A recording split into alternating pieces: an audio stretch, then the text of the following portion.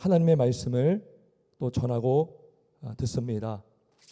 하나님께서 이 시간 은혜 주시고 역사하셔서 하나님의 말씀을 또 잘 전하고 받을 수 있도록 은혜를 베풀어 주시옵소서. 하나님, 우리의 마음이 또 옥토밭 되길 원합니다. 하나님, 부드러운 마음 되길 원합니다. 말씀이 잘 들어가게 하여 주옵소서. 오늘 받은 말씀이 우리의 영혼의 양식이 될 줄 믿습니다. 우리의 신앙의 성장을 이루는 말씀이 되게 하여 주옵소서. 이 시간 헛되지 않는 시간이 되길 원하오며 살아계신 예수님의 이름으로 감사하며 기도하옵나이다. 아멘. 오늘은 죄인으로 태어난 인류라는 제목으로 말씀을 전하겠는데요. 주보 안쪽에 우리 소리문답을 한번 또 같이 한번 보겠습니다. 어느덧 83문까지 총 107문까지 있는 소리문답인데 벌써 우리가 작년 1월 첫째 주부터 시작을 해서 이제 83문이 왔습니다. 우리가 82문 제가 물어보면 여러분들이 답을 하시면 되겠습니다. 하나님이 주신 계명을 완전하게 지킬 수 있는 사람이 있습니까?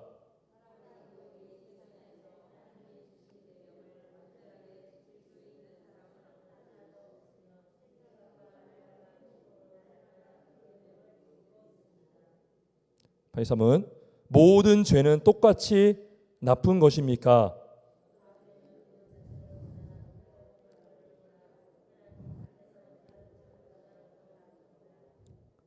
(83은) 모든 죄가 마땅히 받아야 할 대가는 무엇입니까?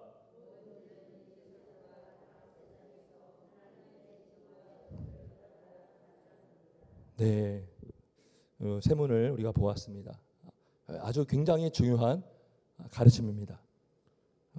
우리 난야페도 말씀드렸지만 여러분, 이 복음과 율법, 그죠? 이 복음과 율법을 우리가 바르게 알고 있는 것, 우리가 바른 믿음을 갖는 것, 그러니까 어떤 면에서는 한국 교회가 이렇게 막 율법주의로 이렇게 끌고 온 부분도 있습니다. 그러니까 거기에 환멸을 느꼈던 사람들은 또 다른 득단으로 가는 경향이 있어요. 그게 뭐예요? 나는 은혜 받고 구원받았으니 율법이 필요 없다. 그래서 저는 이거에 대한 피해가 아주 막심하다 생각합니다.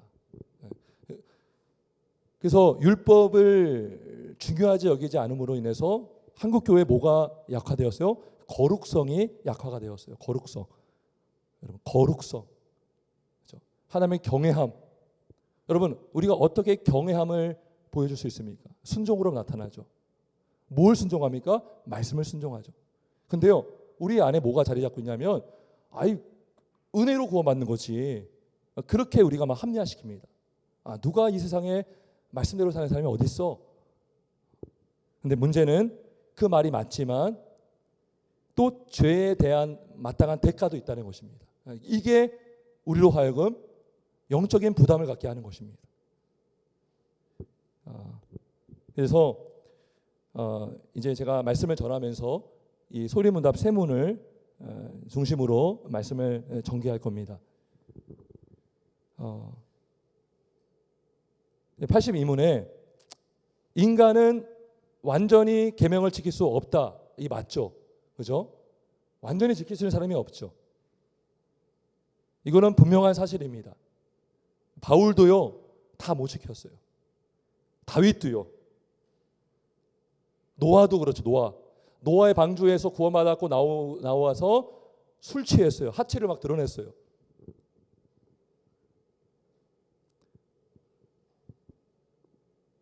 다윗도요, 간음했죠. 거기다가 살인까지 했어요. 살인. 거짓 증거했죠. 복합적인 죄를 졌습니다. 여러분, 물론 성경이 이렇게 기록되어 있다고 해서 우리가 죄를 짓고 합리화시키면 안 돼요. 아유 다윗도 그렇게 했는데 뭐 나도 그럴 수 있지. 아유 노아도 취했는데 이렇게 해서 성경에 기록된 것이 아니라 성경에서 믿음의 사람들의 죄의 민낯을 드러낸 것은 그만큼 우리가 부패했다는 것을 보여주는 것이고 그럼에도 불구하고 성경의 주인공은 다윗도 아니고 모세도 아니고 노아도 아니고 오직 우리의 의가 되시는 예수 그리스도밖에 없다라는 것을 보여주기 위해서 여러분 성경은요 좋은 얘기만 하지 않았어요. 여러분 다윗을 높인다고 하면 진짜 편집할 수 있어요. 다윗의 좋은 면만 부각시킬 수 있어요. 우상화시킬 수 있어요. 하지만 다윗이 얼마나 악한 일을 했는지를 그대로 보여줍니다. 그게 뭐예요? 다윗이 죄인이고 완전하지 않다는 것이죠. 근데 또 그걸 가지고 우리가 죄를 짓는데 그걸 명분 삼으면 안 된다는 거예요. 제가 그거는 나중에 말씀을 드리겠습니다. 전도서 7장 20절에 선을 행하고 전혀 죄를 범하지 아니하는 의인은 세상에 없다. 그래서 우리가 생각으로도 죄를 짓고 말로도 죄를 짓고 행동으로 날마다 죄를 져요. 날마다. 여러분 우리가요 눈 뜨자마자 죄를 짓는 경우가 많습니다. 끊임없이. 우리가 죄인이라는 것이죠. 여러분 그럼에도 불구하고 하나님 우리를 자녀 삼아 주셨다는 것은요 이거는 기적이고 말도 안 되는 겁니다. 여러분 구원이 은혜고 공짜라고 하지만 우리가 얼마나 죄인인지를 알면 이거는 말도 안 되는 거예요. 여러분 우리가 도덕적으로 양심적인 사람들 있잖아요. 막 남에게 피해 주기 싫고 도움받기 싫고 근데 내가 죄인임을 안다면 사실 우리가 야 이거 우리가 봐도 되는가? 라고 여길 수 있어요. 그만큼 우리가 죄로 물들어 있는 존재라는 것입니다. 우리의 입에 얼마나 우리가 입으로 짓는 죄가 얼마나 많습니까? 그죠? 막 내뱉는 말들 있죠. 그러니까 믿음 없는 말들 있죠.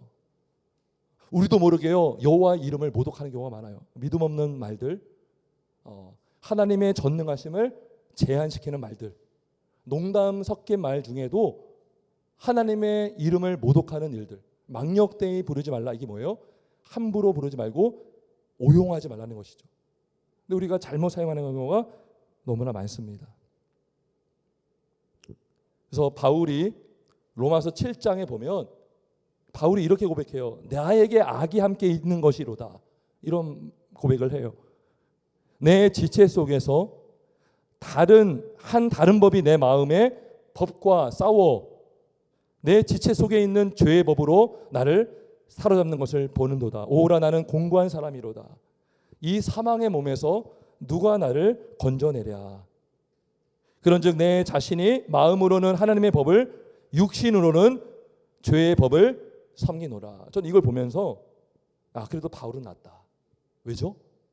바울은 마음으로는 하나님의 법을 섬긴다고 했어요. 근데요, 저를 보고 우리는 어떨 때가 많습니까? 마음으로도 하나님의 법을 섬기지 않으려고 할 때가 많습니다. 바울을 높이는 것이 아니라 그만큼 우리의 생각도 악한 생각을 할 때가 많다는 것입니다. 하나님의 뜻과 어긋나는 생각, 그죠? 믿음 없는 생각, 그러한 생각들을 우리는 끊임없이 하는 존재라는 것입니다. 따라서 이 소리문답 82문은 우리가 날마다 죄를 지으니 죄를 져도 문제없다 이게 아니에요. 그만큼 우리가 얼마나 죄인인지를 보여주는, 가르쳐주는 문답인 것입니다. 우리가 결코 의인이라 스스로 여길 수 없고 내가 열심히 착하게 살아서 의인이 된다는 것을 아예 생각하지 못하게 만들죠.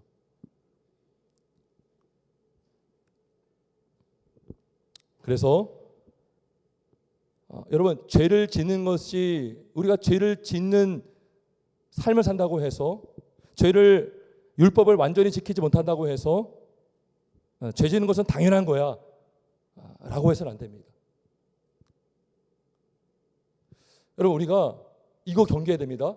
죄를 짓는데 성경을 인용하면 안 돼요. 우리가 그런 죄를 범할 때가 있거든요. 막 그 성경을 많이 알아요. 어떤 경우가 힘드냐면 성경을 많이 하는 사람과 대화할 때가 힘들어요. 그럼 이 논쟁밖에 안 되거든요. 그러면 이런 말을 많이 하죠. 아유 뭐 성경에 뭐 술 먹지는 말라고 안 하지 않았냐? 술 취하지만 말라고 하지 않았느냐? 근데 그 사람은 술에 중독이 되어 있어요. 근데 그러한 성경을 가지고 인용하면 그거 뭐예요? 그게 모독하는 거예요. 성경을 모독하는 것입니다. 다윗도 간음했잖아요. 그게 뭐예요? 성경을 가지고 죄를 짓는데 합리화시키는 거죠. 이거 완전 잘못된 것이죠. 성경은 우리 오늘 말씀에 뭐 율법이 하나님의 범죄하지 않기 위해 주신 건데 성경이요 범죄하는 도구가 돼 버렸어요. 합리화시키는 도구가 돼 버렸어요. 막 싸워요. 막 신자끼리 싸워요. 바울과 바나바도 싸웠잖아. 우리도 돼. 이게 뭐예요? 성경은 그 의도로 기록한 게 아니거든요. 근데 우리가 죄를 짓는 데에 성경을 인용하는 건 맞다. 굉장히 우리가 악하죠. 우리가 본질상 악한 존재입니다. 그러한 이식이 우리 안에 늘 있습니다. 하나님이 우리에게 율법을 주셨죠. 계명 주셨죠. 우리를 위해서. 하나님의 영광을 위해 살라고. 하나님의 영광을 사는 것 자체가 우리에게 기쁨이고 행복인 것입니다. 그래서 하나님 우리에게 예수님이 우리를 구원하신 목적은 우리의 단순히 죄에서만 건지일 뿐만 아니라 말씀대로 살도록 우리를 구원해 주셨어요. 이 두 가지 같이 가야 됩니다. 디도서 2장 14절 오늘 오전에도 말씀드렸지만 그가 우리를 대신하여 자신을 주심은 모든 불법에서 우리를 속량하시고 우리를 깨끗하게 하사 선한 일을 열심히 하는 자기 백성이 되게 하려 하심이라. 그래서 예수님의 십자가의 속량, 구속의 두 가지 목적이 뭐예요? 우리를 죄에서 속량하시고 선한 일을 하는 자기 백성이 되게 하기 위해서. 또 에베소서 2장 10절에 우리는 그가 만드신 바라 그리스도 예수 안에서 선한 일을 위하여 지으심을 받은 자니 이 일은 하나님이 전에 예비하사 우리로 그 가운데서 행하게 하려 하심이니라. 그러니까 우리가 다시 지음받았어요. 예수 믿었다는 구원받았다는 것은요. 우리가 재창조되었다는 것이거든요. 왜 우리를 재창조하셨습니까? 선한 일을 하도록. 그렇죠?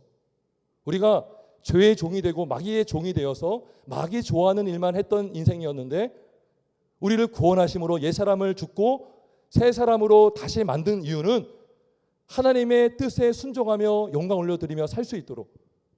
여러분 그렇지 않고서 우리를 구원하실 이유가 뭐가 있겠습니까?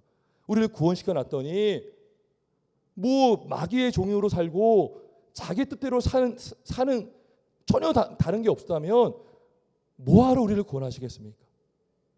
따라서 우리를 속량하신 이유는 우리의 거룩한 삶을 위해서도 죽으셨다는 것입니다. 고린도후서 5장 15절에도 이런 말씀이 있어요. 그가 모든 사람을 대신하여 죽으심은 살아있는 자들로 하여금 다시는 그들 자신을 위하여 살지 않고 오직 그들을 대신하여 죽었다가 다시 살아나신 이를 위하여 살게 하려 함이라. 여러분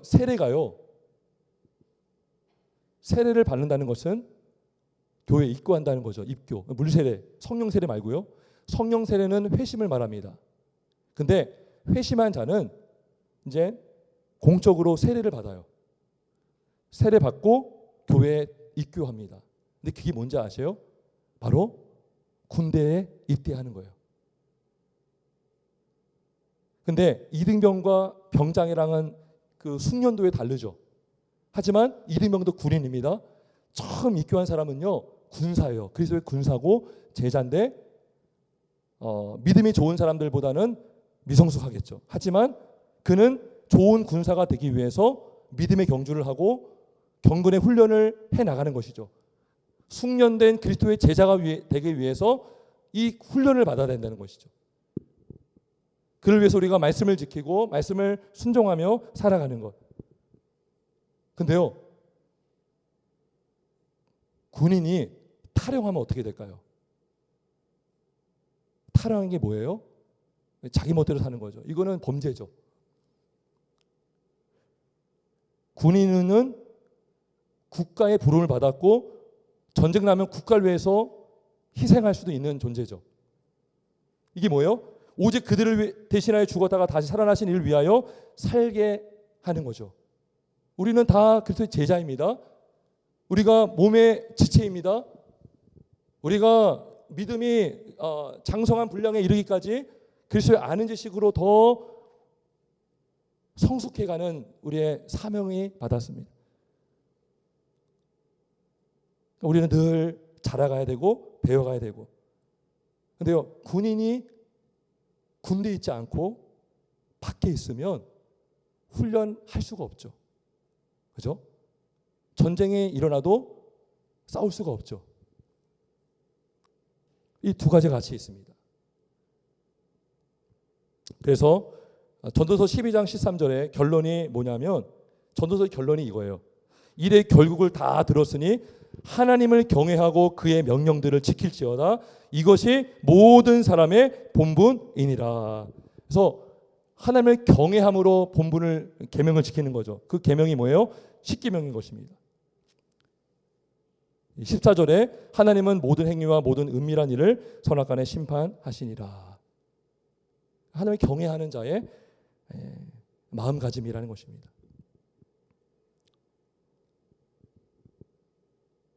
여러분, 그래서 우리 한국교회가 놓쳤던 부분이 전 이거라고 봐요.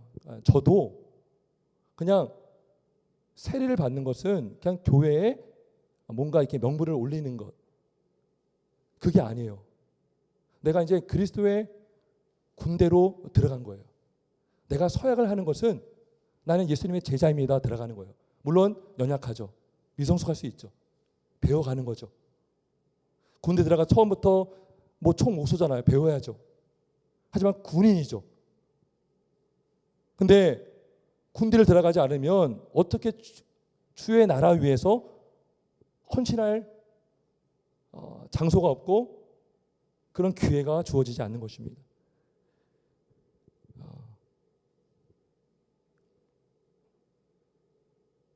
자, 그렇다면 그래서 이 율법이 우리가 예수님을 붙들게 하고 우리의 죄를 깨닫고 회개하게 하고 우리가 선줄로 생각하지 못하게 만들어요. 이 율법이. 그렇죠? 저도 십계명을 몇 주간 전했지만 순간순간마다 어기는 죄가 너무 많아요. 사실 마음으로도 죄를 짓고 또 기도하고 하나님. 근데요, 십계명이 있으니까요 그걸 생각하게 만들어요. 아, 그렇지. 야, 내가 이러면 안 되지. 내 안에 막 탐심이 들어오네. 다시 기도로 물리치고. 이 율법이요 다시 기준이 되는 거죠. 내가 벗어났다가 우리 운전할 때 있잖아요. 막 차선 넘으면 안 되잖아요. 졸다가 막 갓길로 가고 막 사고 날 수 있잖아요. 근데 이 율법이 뭐예요? 우리의 도로 생명선이 되는 거죠. 벗어나면 위험하지만 역주행하는 건 더 위험하고, 역주행은 뭐예요? 하나님 없이 사는 반대 인생인 거죠. 근데 도로 위에서 우리가 바른 길로 간다 하더라도 그 선을 넘으면 위험한 것이죠. 이게 선이 뭐예요? 십계명입니다. 십계명. 갓길로 가다가도 아니지, 위험하지. 옆에 누가 막 쳐줘요. 지금 졸면 어떡해? 이게 누구예요? 교우들이 이걸 해주는 거예요. 성도들, 믿음의 지체들이요 같이 권면해주고. 이러면 안 돼. 믿음 생활 잘해야 돼. 옆에서 깨워주는 거죠.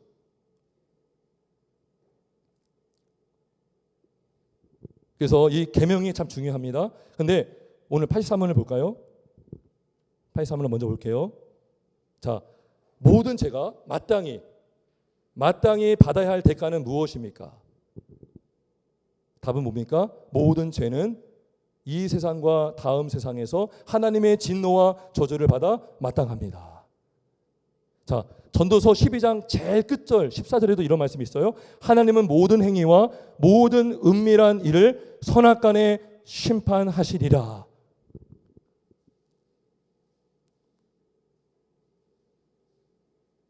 여러분, 이 지금 고민 안 되십니까? 여러분, 자, 신자나 불신자나 벌이 주어집니다. 근데요, 이 중요합니다. 정말 이거 믿음 생활인데 정말 중요합니다. 신자에게 주어지는 형벌은요 징계 차원으로 주어집니다. 왜요? 아버지이기 때문에. 자녀가 막 살게 두질 않죠. 징계가 없으면 사생자예요. 사랑이 없는 거예요. 관심이 없는 거예요. 하나님이 우리를 사랑하시기 때문에 징계하시는 거죠. 근데요, 어떤 면에서는 신자가 더 벌을 많이 받을 수 있어요. 무슨 말이냐면 하나님이 그만큼 사랑한다는 거죠. 깨닫고 돌아가게 만드시는 거죠. 근데 악인은 어떻게 될까요? 악인도 벌을 받거든요. 근데요, 하나님이 정말 무서운 게 뭔지 아세요? 벌을 안 주는 거예요. 그러면 돌이킬 기회를 못 받는 거죠. 근데요, 신자는 타락하지 않도록 하나님께서 막 때릴 때가 있어요. 두들길 때가 있다는 거예요. 그래서 다시 주님을 붙들게 되고, 근데요, 불신자는 뭐예요? 형통해요. 시편 73편에 보면 그 얘기가 나와요. 신자가 막 고백합니다. 왜 악인들은 형통합니까? 근데요, 성소에 들어갈 때에 그들의 결말을 보았다라고 그래요. 그러니까 악인은 자신이 죄인인지를 몰라요. 하나님 내버려 두죠. 잘 나가게 하죠. 거봐, 교회 안 나가고 교회 예수 안 믿어도 잘 되잖아. 회개할 기회를 못 받는 거예요. 어떤 면에서는 근데 신자는 마지막 불신판을 받지 않아요. 이미 그 전에 성화가 되고 예수를 믿기 때문에 안 받죠. 근데 불신자는 이 땅에서 잘 나가지만 마지막 심판 때에 불신판을 받는 것입니다. 그때는 이제 돌이킬 수가 없어요.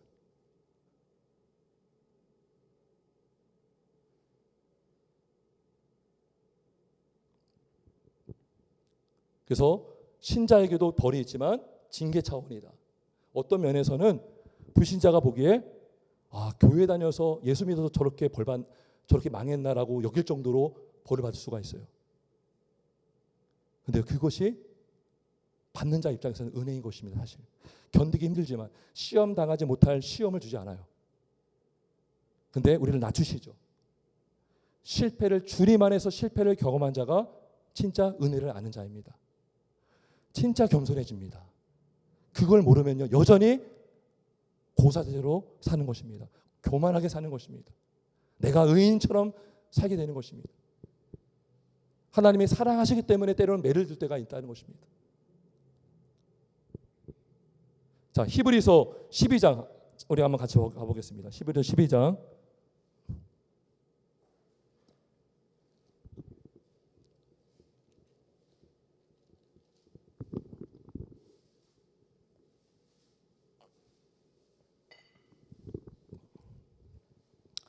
히브리서 12장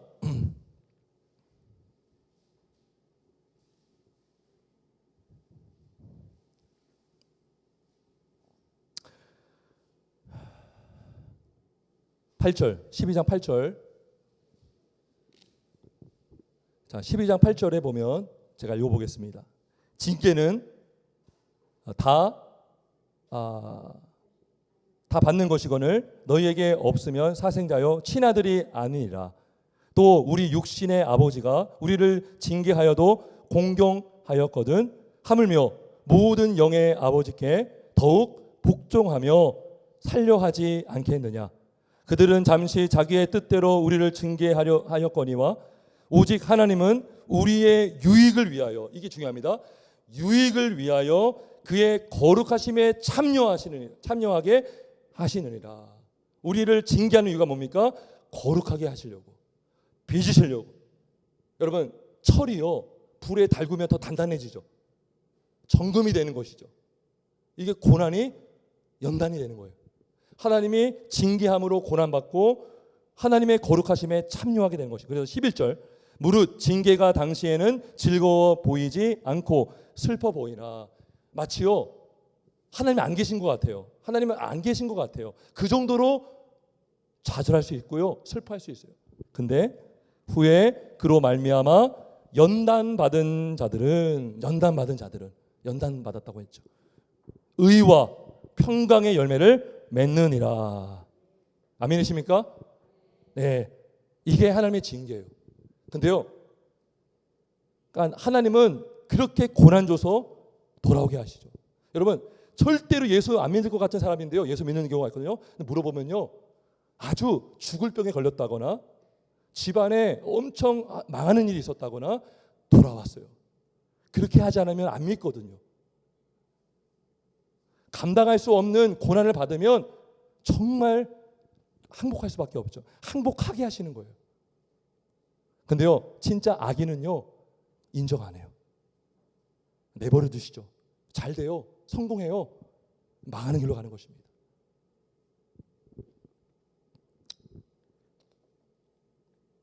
그래서 회개가 은혜입니다. 은혜이고 고난당하시 내게 유익이라 이로 말미암아 내가 주의 유례를 배우게 되었나이다. 시편에 나오죠. 그래서 이 신자는요, 하나님을 경외하지 않을 수밖에 없는 게 뭐냐면요, 징계가 우리를 유익을 위한 거라고 하지만 사실 징계 무섭습니다. 우리가 하나님이 알려줄 때에 하는 게 좋은 거죠. 하나님의 뜻대로 순종하고, 그렇죠? 차라리 우리가 하나님이 깨닫게 하심으로 우리가 그 주의 뜻대로 행하면 그것이 복된 것이 아니겠습니까? 그래서 하나님을 떠나면 망한다라는 것, 이거 정말 중요합니다.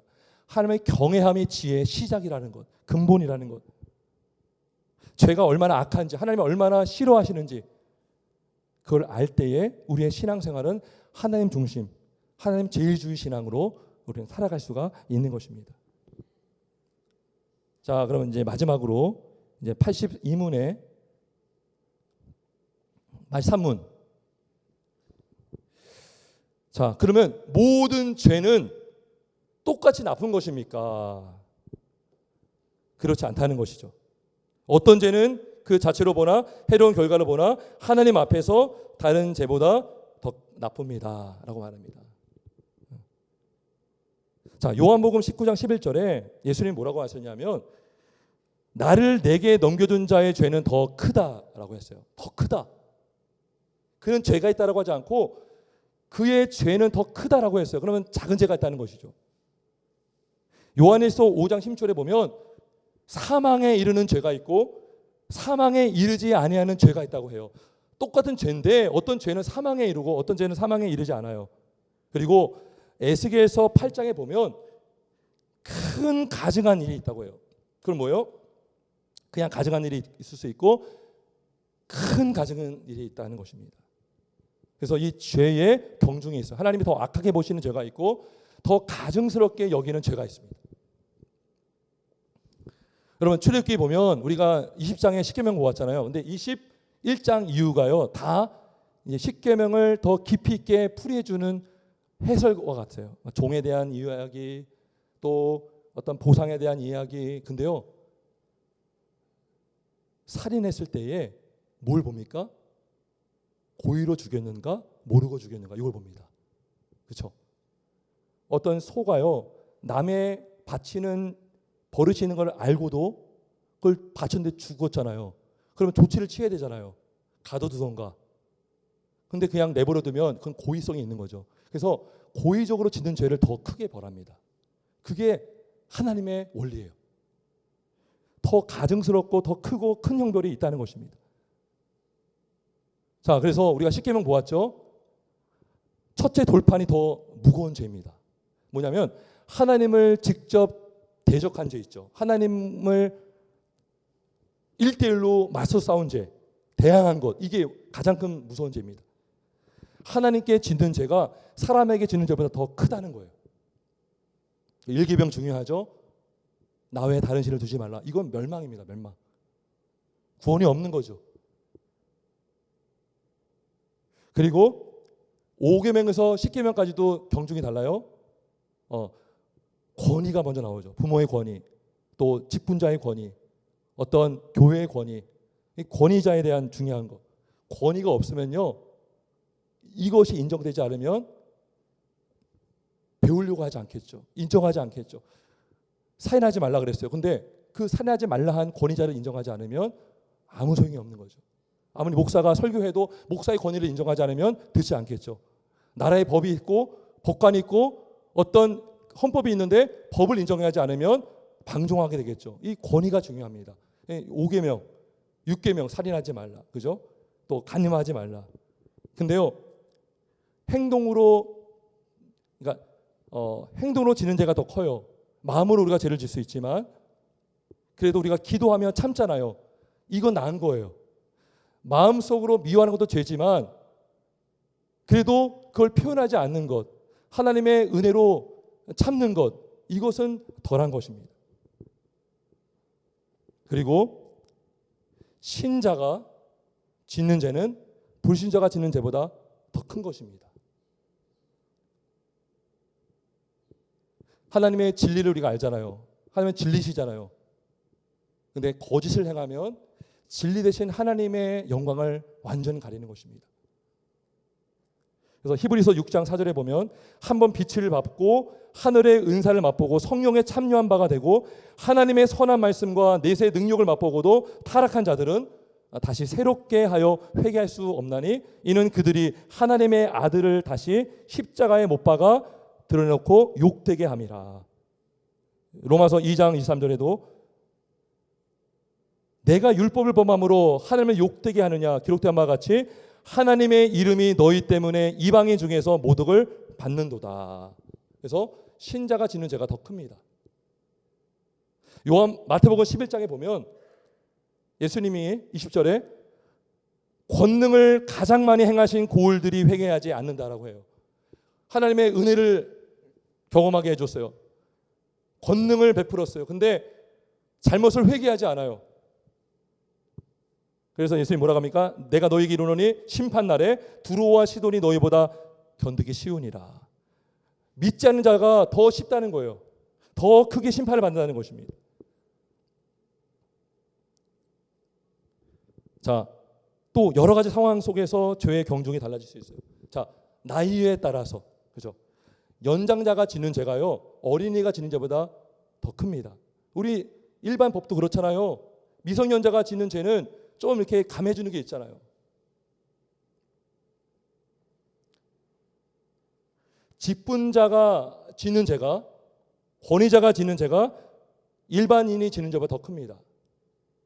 교회에서 같은 경우는 직분자죠. 우리 레위기 한번 4장 한번 볼까요? 레위기 4장.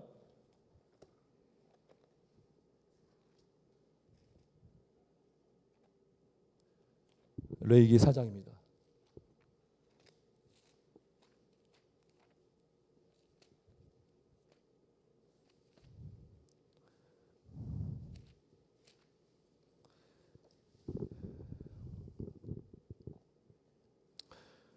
자, 여기 보면 속죄제를 드리는 규례가 나옵니다.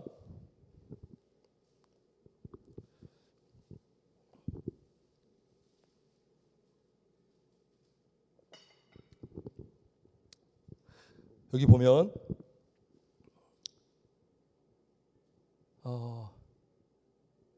자 3절에 기름 부음을 받은 제사장 나오죠. 그죠? 기름 부음을 받은 제사장. 이게 가장 먼저 나오는 사람입니다. 근데 그가 죄를 지으면 가장 재물이 커요. 흠없는 수송아지를 드려야 됩니다.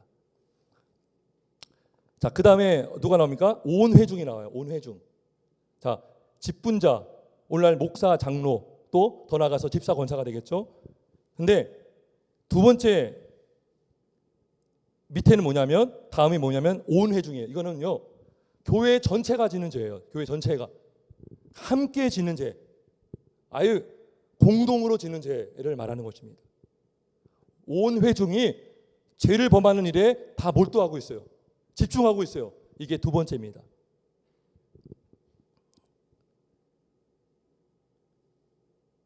이것도 수송아지를 바칩니다. 그 다음에 22절에 보면 족장. 자, 만일 족장이 그의 하나님 여호와의 계명 중에 하나라도 부주 중에 범하여 허물이 있는데 그러면 흠없는 수염소를 예물로 가져다가 안수하라. 마지막으로 네 번째 평민이 나옵니다. 이게 이제 일반 성도이죠. 성도. 만일 평민의 한 사람이 여호와의 계명 중 하나라도 부주 중에 범하여 그러면 암염소를 끌고 와서 그 범한 죄로 말미암아 그것을 예물로 삼아라라고 말씀하고 있습니다. 우리가 이거를요 가볍게 여기면 안 됩니다. 여러분 권위자, 특별히 직분자, 목사, 장로 이런 직분자는 남에게 본을 보여야 하는 자리에 있는 것입니다. 직분자가 짓는 죄로 말미암아 파장하는 그 악영향이 굉장히 큽니다. 여러분 직분자가 쉽게 죄를 져요. 자기 고집대로 행동해요. 그러면 직분을 받지 않은 사람들은 그렇게 되는 거구나. 그렇게 생각해야 되는 것입니다. 쉽게 죄를 지면 다른 사람들도 당연하게 쉽게 죄를 범할 수 있구나라고 생각할 수가 있는 것입니다. 우리가 여러분 주의를 지키는 것 중요합니다. 경건 생활하는 거 중요합니다. 그대로 배웁니다.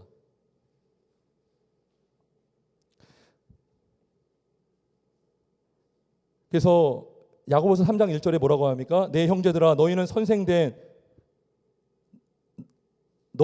우리가 더 큰 심판을 받을 줄 알고 선생이 많이 되지 말라. 네, 굉장히 부담되는 자리죠. 저도 마찬가지고. 저는 이런지 몰랐어요, 사실.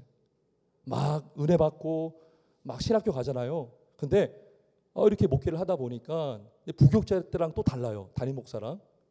그럼 더 하나님께 기도할 게 많아지고 더 내 죄를 놓고 기도할 게 많아지는 거예요. 왜요?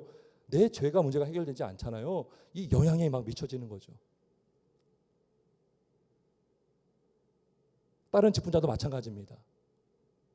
우리가 아무렇지 않게 하는 말, 범하는 죄들 있잖아요. 이것이 하나님께서 무겁게 여기십니다. 부담되는 자리고 두려운 자리인 것입니다. 여러분 장소에 따라서도 경중이 달라질 수 있습니다. 이사야서 26장 10절에 보면 정직한 자의 땅에서 불의를 행하고 여호와의 위엄을 돌아보지 아니하는도다. 여러분 물론 우리가 죄를 지면 안 되죠.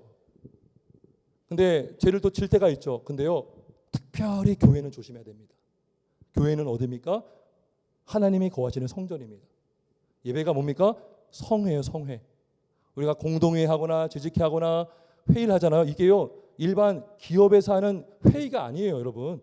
이거는요 성회예요, 성회. 하나님이 지켜보고 있는 성회입니다. 하나님이 함께 하시는 성회입니다. 예배 중에 방해하는 것, 여러분 세상법에서도요 예배 방해죄가 있죠. 하물며 성경은 어떻게 말하고 있겠습니까?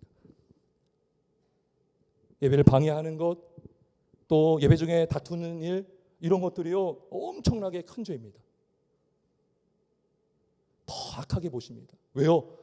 하나님을 믿기 때문에, 하나님의 이름으로 모여 있기 때문에 오히려 동일하게 세상에 똑같이 죄를 범해도 교회가 더 하나님께 벌을 받을 수가 있다는 것입니다.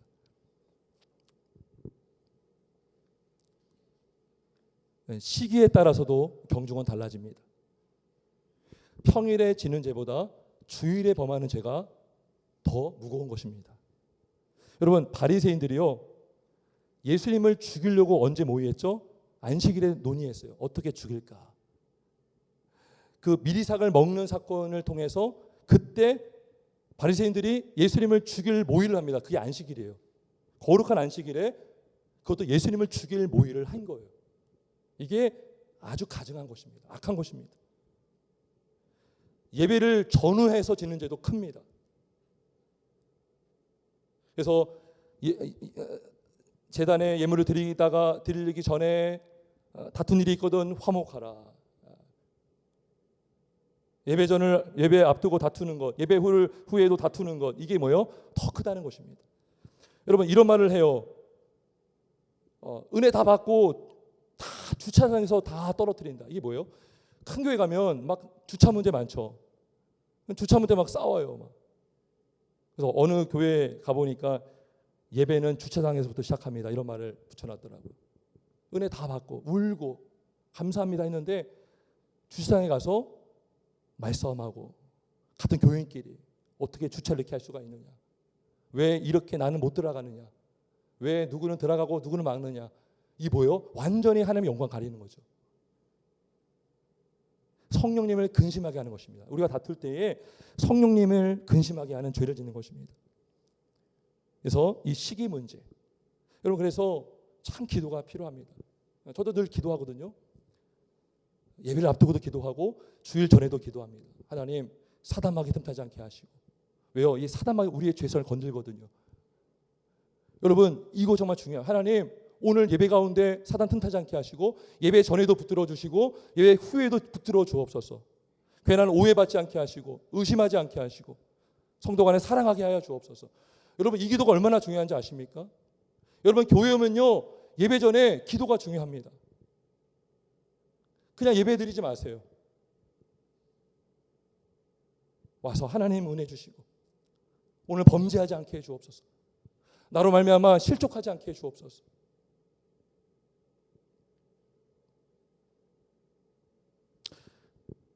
그리고 모르고 짓는 죄보다 고의로 짓는 죄가 더 큽니다. 그거는 뭐 당연한 거죠. 어쩌다 짓는 죄보다 습관적으로 짓는 죄가 더 큽니다. 당연한 거죠. 함께 죄를 짓는데 그 죄를 짓는 일의 주동자는 더 큰 죄인 것입니다.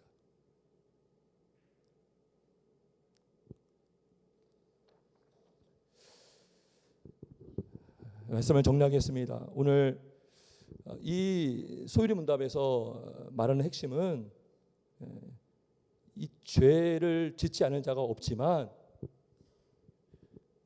이 죄에 인한 결과가 적지 않다는 것입니다. 그럼에도 불구하고 우리가 구원을 받았어요. 그리고 우리에게 십계명을 우리에게 주셨습니다.